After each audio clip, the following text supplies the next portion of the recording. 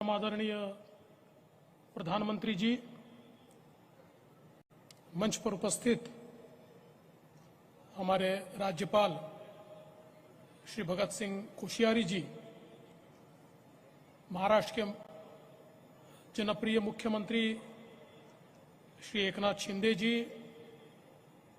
हम सभी के लाडले नेता श्री नितिन गडकरी जी, इस कार्यक्रम में विशेष रूप से पधारे हुए आदरणीय डॉक्टर जितेंद्र सिंह जी, मंच पर उपस्थित आईसीए की general president Mrs Vijayalakshmi Saxena ji, हमारे नागपुर विश्वविद्यालय के वाइस चांसलर सुभाष चौधरी जी, यहाँ पर उपस्थित सभी डेलीगेट्स, बहनों और भाइयों,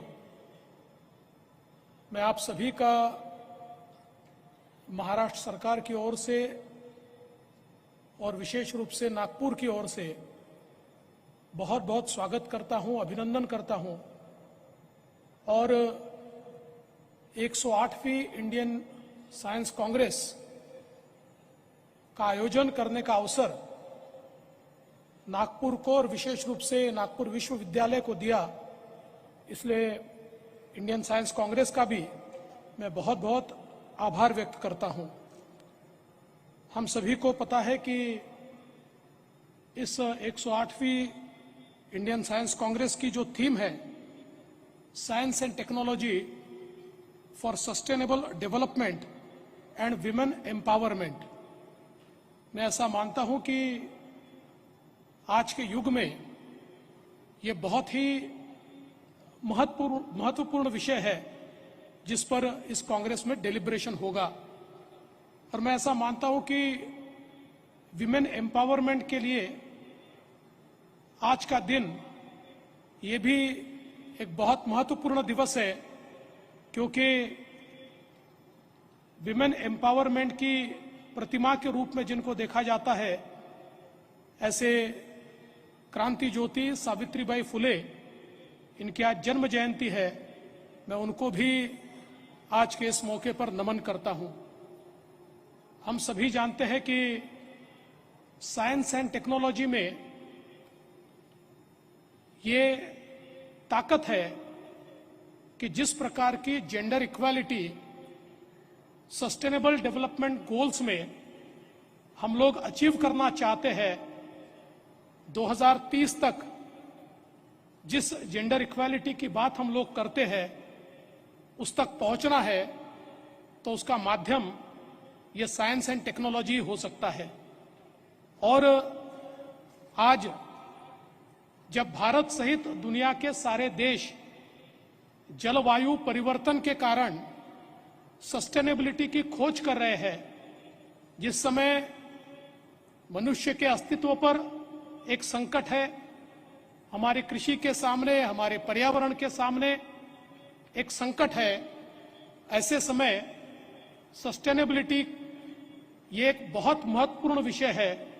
और विशेष रूप से जब हम सस्टेनेबिलिटी की बात करते हैं तो उसका यही मतलब होता है कि संसाधनों का हम उतना ही उपयोग करें जितना हमें आवश्यक है, हमारी आने वाली पीढ़ियों के लिए उनको उपयोग करने के लिए हम संसाधनों को छोड़े, न कि उनके सारे संसाधन हम ही अभी इस्तेमाल कर ले और उनके लिए एक बहुत ही खराब दुनिया हम लोग छोड़े। इसलिए भविष्य का विचार करते हुए हम लोग जब संसाधनों के इक्विटेबल डिस्ट्रीब्यूशन की बात करते हैं, तो ऐसे समय साइंस एंड टेक्नोलॉजी में ही वो ताकत है कि जिसके कारण हम लोग इसको अचीव कर सकते हैं। विशेष रूप से हमारे प्रधानमंत्री जी के नेतृत्व में जिस प्रकार से देश ने तरक्की की है, विज्ञान और तंत्रज्ञान के क्षेत्र में जिस प्रकार का परिवर्तन हुआ है, भारत ने अपनी ताकत कोरोना के समय पूरे दुनिया को दिखाई, जब भारत ने अपने देश में तैयार की हुई वैक्सीन ये 125 करोड़ लोगों तक पहुंचाई और देश को तो बचाया, पर कई देशों के नागरिकों को भी भारत की वैक्सीन के कारण जीवदान मिला, तो मैं ऐसा मानता हूं कि भारत का एक बहुत बड़ा कंट्रीब्यूशन हमारे प्रधानमंत्री जी के नेतृत्व में हमने देखा है। और विशेष रूप से जब हम टेक्नोलॉजी की बात करते हैं तो टेक्नोलॉजी एक लेवलर है। टेक्नोलॉजी एक ऐसा टूल है जो किसी भी प्रकार का डिस्क्रिमिनेशन नहीं करता। उसको ये नहीं पता होता कि व्यक्ति पुरुष है या स्त्री है, वो अमीर है या गरीब है, वो किस जाति का है, समाज का या धर्म का है। वो एक इस प्रकार की लेवल प्लेइंग फील्ड तैयार करता है जिसके कारण मैं ऐसा मानता हूं कि निश्चित रूप से सभी को अपॉर्चुनिटी मिलती है और इस अपॉर्चुनिटी के कारण सभी को ग्रो होने का, सभी को विकसित होने का एक अवसर मिलता है।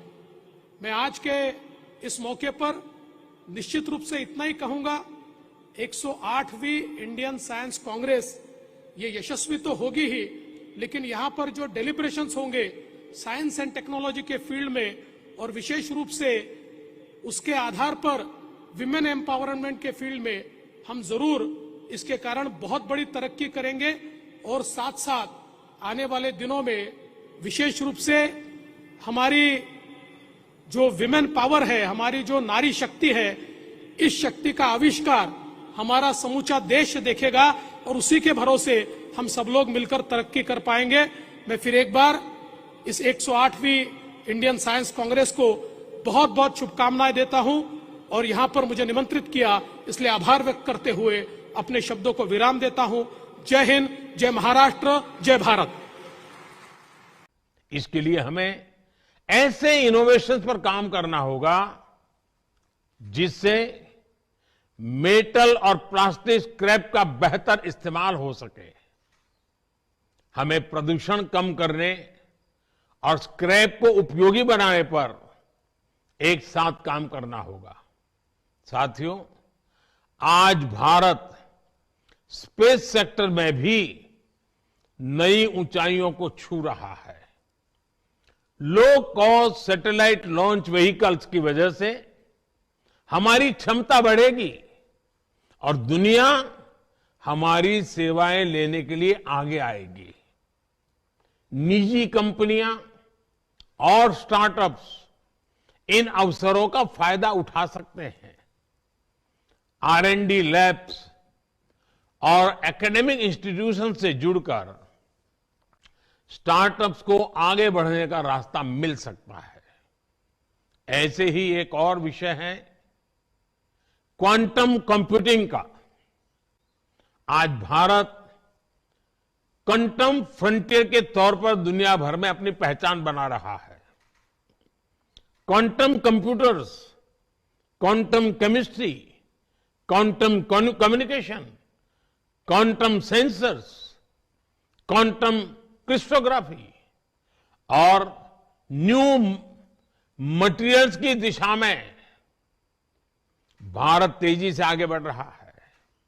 मैं चाहूंगा कि हमारे यंग रिसर्चर्स और साइंटिस्ट क्वांटम के क्षेत्र में एक्सपर्टाइज हासिल करें और इस फील्ड के लीडर बने।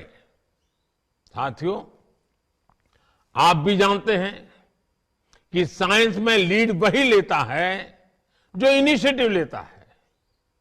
इसलिए दुनिया में क्या चल रहा है हमें ये तो देखना ही है, लेकिन साथ ही जो काम कहीं नहीं हो रहे, जो फ्यूचरिस्टिक आइडियाज हैं, उन पर भी फोकस करना है। आज दुनिया में AI, AR और VR की बात हो रही है। हमें उन विषयों को अपनी प्रायोरिटीज में शामिल रखना होगा। सेमीकंडक्टर चिप्स की दिशा में देश कई बड़े कदम उठा रहा है। समय के साथ सेमीकंडक्टर चिप्स में भी नए इनोवेशंस की जरूरत होगी। क्यों न हम देश के सेमीकंडक्टर पुश को अभी से फ्यूचर रेडी बनाने की दिशा में सोचे। देश इन एरियाज में इनिशिएटिव लेगा, तभी हम इंडस्ट्री 4.0 का नेतृत्व देने में सक्षम होंगे। साथियों, मुझे विश्वास है इंडियन साइंस कांग्रेस के इस अधिवेशन में विभिन्न रचनात्मक बिंदुओं पर भविष्य का स्पष्ट रोडमैप तैयार होगा। अमृतकाल में हमें भारत को मॉडर्न साइंस की सबसे एडवांस लेबोरेटरी बनाना है। इसी कामना के साथ आप सभी का बहुत बहुत धन्यवाद और इस समिट के लिए मेरी अनेक अनेक शुभ